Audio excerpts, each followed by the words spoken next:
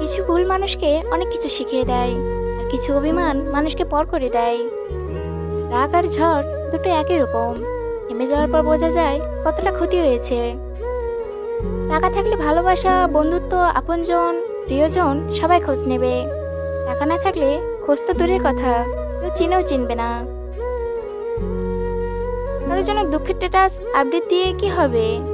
যে তোমার মনের কথা বুঝলো না, সে দু চার লাইনের স্ট্যাটাস দেখে কি বুঝবে?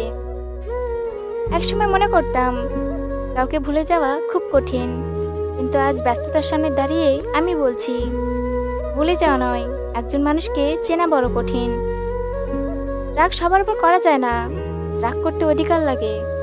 যাকে বেশি আপন ভাবা হয়, যার উপর বেশি অধিকার, কেবল তার উপরেই রাগ করা যায়। অভিমান সময় সাপেক্ষ, আবেগ ভালোবাসা থেকেই তৈরি হয়। অধিকার বোধ আগলে রেখো তাকে, যে ভালোবেসে ভালো রাখতে জানে। একটা সম্পর্ক পূর্ণতা পেতে গেলে সম্পর্কে কি থাকা উচিত জানো? একে অপরের প্রতি বিশ্বাস, সম্মান আর বোঝাপড়া। কষ্ট পাই যখন ফোনটা হাতে নিয়ে দেখি সারাদিন একটা ফোন বা মেসেজ আসেনি তোমার নাম্বার থেকে।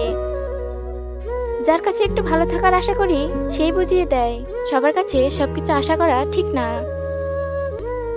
বারবার রাগ করে আবার নিজ থেকে কথা বলা মানুষগুলো যেদিন বড্ড বেশি অভিমান করে হারিয়ে যায়, ওরা আর কখনো ফিরে আসে না। ব্যস্ততা শুধুমাত্র একটা বাহানা।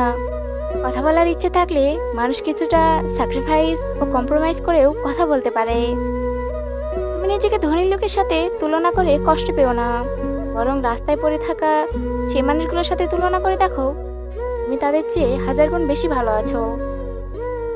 ভাবিয়া করিও কাজ, করিয়া ভাবিও না।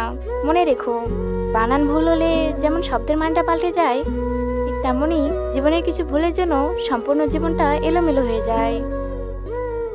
হারিয়ে যাওয়া সূর্যকে ফিরে পেতে 12 ঘন্টা সময় লাগে, কিন্তু হারিয়ে যাওয়া বিশ্বাস সারা জীবন অপেক্ষা করলেও আর ফিরে পাওয়া যায় না।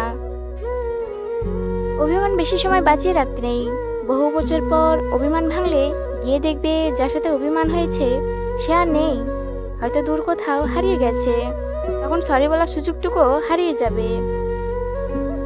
সেদিনের আমি আর আজকের আমির মধ্যে পার্থক্য অনেকটা।